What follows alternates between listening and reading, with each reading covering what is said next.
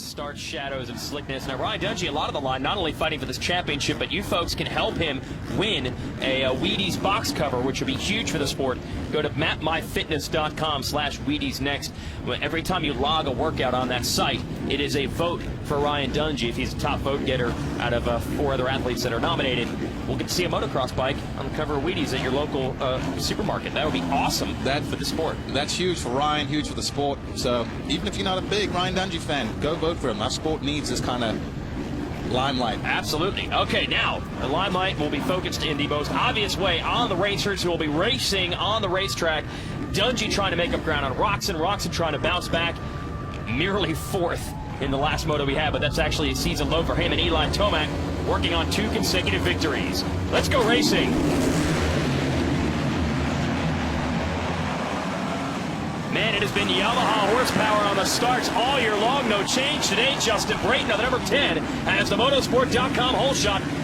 Dungey right behind him. Well, Brayton looked like he missed the ship there, and that'll enable everyone to bunch up at Ryan Dungey right where he needs to be. He wants to get this lead and start putting some distance between himself because he knows that his rivals are behind him, and they'll be coming like this already. Dungey had a look. Brayton able to close the door. Keely Russ, by the way, the 92 privateer, starting 3rd, and just yielded to Andrew Short on the 29. Brayton and Dungey continue to scrap it. Dungey to the inside. They're going to jump in view of the fans. Now, and they got side-by-side racing. And this is that split lane we were talking about. Look, Brayton goes to that inside-outside, Dungey the opposite, and Dungey makes the purse, and he makes it stick. Yeah, I thought Brayton might be able to make a run to the outside. He bobbled a little bit in the second turn of that kink, and that allowed Dungey to make the move. So Dungey going to try to get away. Riders we were talking about in battling in the championship, where are they? Well, there's the 41 of Kennard. There's the 94 of Roczen. Points leader and 3rd in the series. Wow, that gear on Roczen is pretty outstanding. Definitely easy to notice. Yeah. Almost every color in there. They have got around Rust. We'll see how far and how long Russ can go, certainly taking on the top riders in the world on the top bikes. Carrying the flag for the privateers he is on that blue machine. There's the 41 of Kennard. But they know that Dungey's going to try to lay some tracks down and get away from them. He has to. The best thing you can do is have your competitors not see you, because then they start panicking, thinking, oh my goodness, this guy is checking out. Right. And that can create them a sense of urgency, which then can lead to mistakes, things like that. But Dungey not absolutely running away with it, but doing what we expected, putting some distance between himself and Justin Brayton in 2nd place already. Look at this. Oh, Kennard and Short almost come together. Well, their lines crossed over each other. Yeah. Kennard did the smart thing at the 11th hour, getting on those binders and making sure they didn't collide, and because if they did, they both would be on the ground. And Kennard around the outside, stays lower on that jump. You mentioned this is one of the tighter sections of the track. They're looking for a spot to unleash it. Going to come across this jump here, and then through the mechanics area, the Fran mechanics area. Down to the inside is Kennard. Still can't figure out a line around Short. Whoa! And I've seen these guys ducking the roost. Because we had rain a little early in the week. Look at that, right around the outside. Kennard had a bad crash there several years ago, but does not phase him. Just absolutely unleashes the horsepower out of that Honda round the outside and just carried that momentum up the hill, Jason. That is a great point you mentioned. He broke his leg on that very jump a few years ago. The femur, yeah, the biggest bone of the body. And there he is, like you said, unfazed, making the pass on Short in that very section. Now Short and his good buddy Ken Roczen are going to fight for 4th. Kennard 2nd, Kennard 3rd, Brayton 2nd. Dungey 3.5 seconds in the lead already. Well, look at this. Kenny now trying to go the other way around. We saw Dungey make it work on the inside. I think both those lines are pretty even. It's a matter of how well you get through it and how clean. And Roczen gets it down. Oh, in the background. I think that might have been Russ. The lap earlier, he's right there with these guys. Privateer rider gone down there. So the running order is shuffled quite a bit with both Kennard and Roczen now getting around Short. Short trying to hang with Kenny. It's kind of funny. You got Short, lives in Texas now, one of the veterans of the tour, and then the young German, but they're actually good buds. They both ride the KTMs. They hang out together a lot. For a few years, Roczen was actually staying at Short's house. There's Russ back up now in a duel with Chad Reed. He's going to spot Reed even in the shadows with that gear. He's got his forest green going on there. Let's send it to Georgia with an update on some technical developments there with the number 22. Georgia? Yes, during qualifying, I was actually down in the mechanics area, and we were talking to Lars Lindstrom, who is Chad Reed's mechanic, and his front tire is now actually a moose tire, and his rear is a regular tube tire.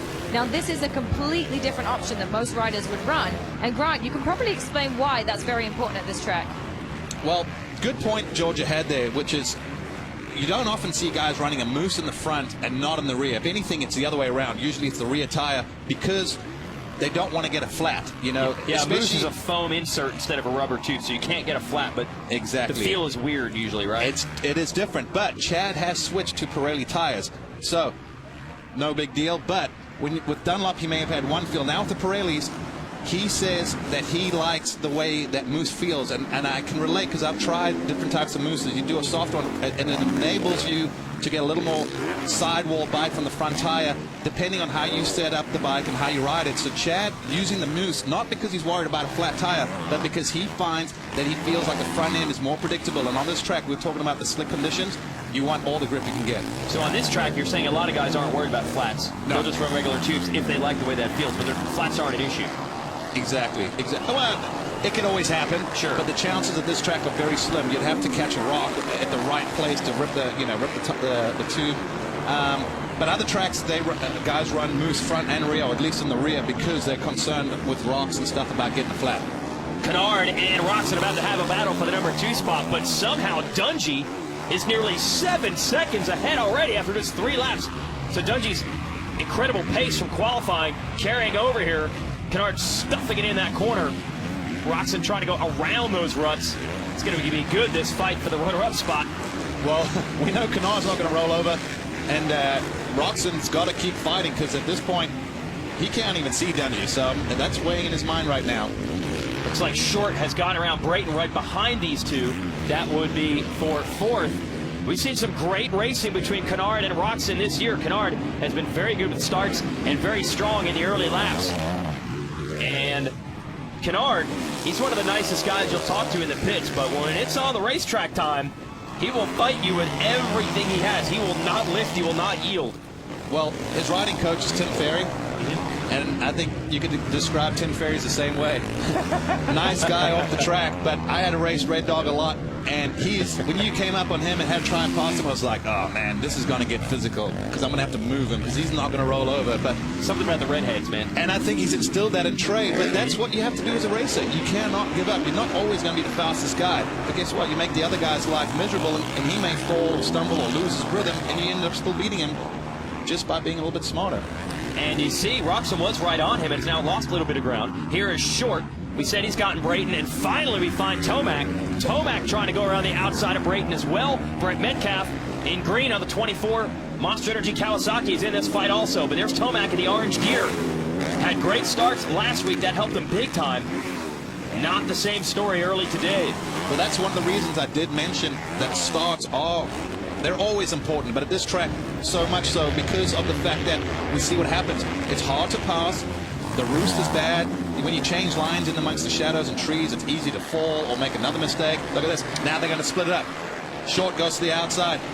Tomac takes the other option. It looks like Tomac's got it done. Ooh, it's going to be close. Short will fight him for it. He's on the inside, but Tomac's got enough running room. Boy, taking the long way around. So the Geico Honda man out of Colorado has taken the lead of taken the spot from the BTO Sports KTM guy, also out of Colorado, Short. And you know that Tomac's not satisfied just with that 4th place position. He wants to catch that top 3 like he did last week. Well, if he rides like he did his last week, the rest of the field's got a problem. But I don't think that at this point a win is realistic because, sorry, for the Moto I'm just talked about. Yep. Because right now he's almost 14 seconds behind Ryan Dungey, and Ryan Dungey just, I watched the practice and I said this guy's just feeling it today. Last lap for Dungey at 2:12 flat. Behind him, Canard, 2:14. Roczen, 2:14. Tomac, 2:13. So Dungey at 2:12 flat. I mean, he is well over a second quicker than anyone right now. And we saw it in qualifying. He just seemed like he's feeling it right now. And I think that momentum is helping him mentally. And we also know that this track suits him. He runs 5 on the bike, and he has 5 wins here. 2 in the 250s, 3 in the Premier class, you know he wants to make it 6. Absolutely. Won 3 of the last 4 years here. We're going to show you what it's like to race and ride here at Washougal. We'll show you the GoPro track preview. Got the Hero 3 camera mounted on Ken Roxon from earlier today. This is through that little wooded section. Man, just tough to see through there. Hear him yelling and get one of the other riders out of the way. Coming into these whoops, you want to carry your speed, get on that rear wheel. We saw guys timing it, rhythming it, blitzing him. They keep changing, they keep rooming it. Kenny apparently going for a fast lap right now. But this was still early in the day. This is practice. You can see the shadows are different to what they're at now. The ruts aren't that deep. They're still developing. Ken Roxon giving it a ride, show what it's like here at Washougal in the race right now. He's third, trying to get around. Trey Kennard for second as Dungey gets away. This ain't your Papa's tractor. It's turbocharged, full throttle action and thousands of horsepower. Full pull. Shields down the Lucas Oil Pro Moto Pro Pulling League. It's guaranteed fun and excitement for the whole family. And you can catch all the action Sundays at 3 p.m. right here on MAV TV, American Real. When they had that camera, that shot there, we saw Dungey come by. It felt like an eternity before Roxon came by. I know it's 12 seconds, but it felt like a half a minute. I mean, in racing terms. Yeah, in racing terms, 11 seconds is a huge gap. Yeah. Gap is nothing between these two. This is Pike and Noren still battling for 8th and 9th. Ahead of them is Brayton in 7th. Short 6th, Metcalf 5th, Kennard 4th, Tomac 3rd, about 3 seconds behind Roxon. And then you mentioned about 12 seconds between Roxon in 2nd and Dungey, your leader. Great battle between these two. Well, it's got to be a little frustrating for Noren right now because he's got a little more pace than Pike. But Pike's obviously not making mistakes and putting the bike where he needs to. So I think what's happening is for Freddie, he's got to have to force the issue. And George actually have Weston Pike's dad down in the Fram Mechanics area. Oh yes, I'm joined by Lou Pike. You can see him shaking his hand and waving at Weston as he goes past the mechanics area. You and him have always been a very close team. You were his team manager beginning of Supercross, but now you're just being a dad actually, but you're still getting to help him out. How is it watching Weston move to a complete factory team? Oh, it's good that we got the help. It makes it a lot easier on us. It's just a lot easier on life and, you know, doing everything. You must be proud of Weston watching him race, so best of luck. You can put the heat on old Louie there. Well, I remember Lou chatting with him in my store when he would come and buy parts for his son's motorcycle. Yeah. And, so it's really cool to see him going from buying parts at a discount from us to being on a full factory team riding under Ricky Carmichael and Kerry Hart. It's really neat to see. I love seeing guys that deserve an opportunity to get it. Well, it's about that time of year where the silly season talk begins to heat up. Question will be, will Pike be back with this team or another factory-type team next year? He's certainly had some good results outdoors, but as always in racing, there's usually more good riders or drivers than there are good spots, and that team also has Brock Tinkle, who's out right now with injury. I'm sure they would like to have an opportunity for him to come back also. Rumors of another rider that might be joining the team next year. Just keep that quiet for now. Here's Ryan Dungey in the lead, and it's solid. I'll tell you what, man, the story on Dungey is always consistency and podiums and all that, but today the story has just been blazing speed. Yeah, and that's it's great to see. I did my little own prediction before the race, and I said I think number 5, it's his day. He just looked like he was ready to win. I think from the time he pulled off on the first lap with first practice, and he needed that start. You know, like we said, sometimes with Ryan, he's not maybe the most aggressive rider on the track. So if he's in 10th place, it takes him a little bit longer to get to the front, and then by that point, the damage is already done. The leaders are gone. This time, he did it the complete opposite way around. He got that lead quickly from Brayton, put his head down, has barely put a foot wrong, and he just keeps edging it out, edging it out. And I think he could go faster if he needed to. I think right now he's riding at a comfortable pace. Only 3 moto wins so far this year for Dungey. I say only. Obviously, I would love to have even 1 moto win in my life, but compared to Roxon, who has 7, he's got some work to do in the points, and he's doing that work right now.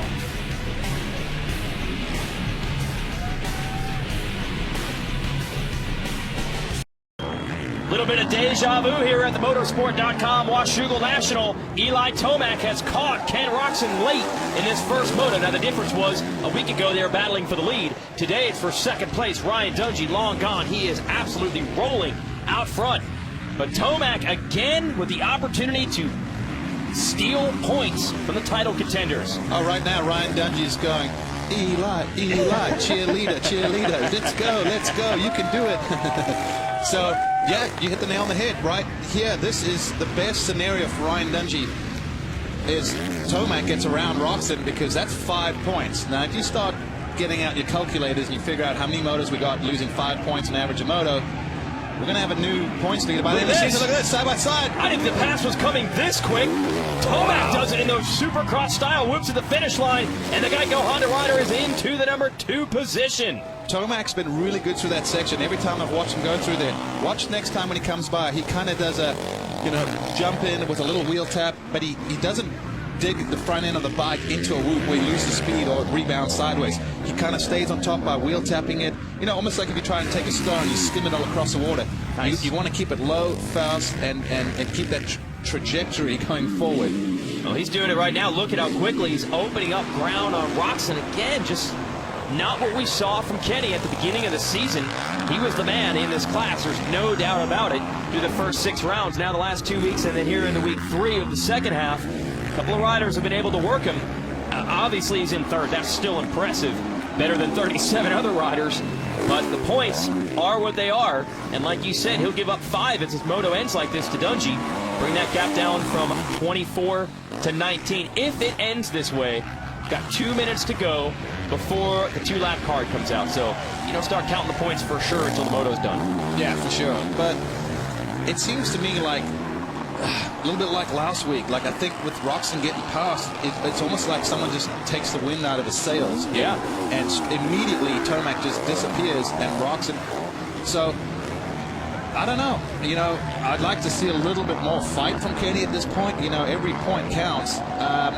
But to me, it seems like, we talked about we talked about maybe the second half slump, things like that. And I don't know. Just the kid's incredible as far as talent and everything else goes, but it seems like he's allowing himself to be mentally beat right now. And man, just 2 weeks ago we were at Redbud and he went 1-1 and passed all these guys moving forward. Now they're doing the passing on him. We'll go back to Metcalf and Short. They're still battling. Haven't seen these guys for probably 10 or 12 minutes and they're right where they were. Short will never give up. This is 5th and 6th they are fighting for behind Canard. I think there's a tow rope connected between them. I think that's why Shorty can't get off Maddie's rear fender there. But both these guys are very similar as far as, I think, their approach, their determination, their personality. And it shows on the track, whether it's a Cowie or a KTM or number 24, number 29, whatever. It always kind of, certain guys seem to gravitate and find each other no matter what, more often than not. Oh, yeah, these guys have battled in motos like this and in points in this 450 class for a long time, probably 4 or 5 years now. Now, we do a little update on the Monster Energy Kawasaki that Metcalf is running. We mentioned it all year. That's the bike that won this title last year at Ryan Villopoto. Villopoto out with a knee injury. But they're taking the technology they learned last year and this year and putting it into the production machines for 2015. For more on that, let's go to Metcalf's mechanic, Mike Williamson. The new 2015 KX450 will feature a lot of technology that comes from the last 2 years of Ryan Villopoto's championship-winning bike. The new features of the KX are the reason it's a top pick by U.S. motorcycle magazines. The new SFF Air TAC fork that we currently run on Ryan Villopoto's championship bike. The new KX450 also comes with a race-inspired 270mm front braking disc, the largest in its class. And that is why KX is the bike that builds champions. Yeah, a lot of talk about that fork, TAC fork. He's saying that's called triple air chamber.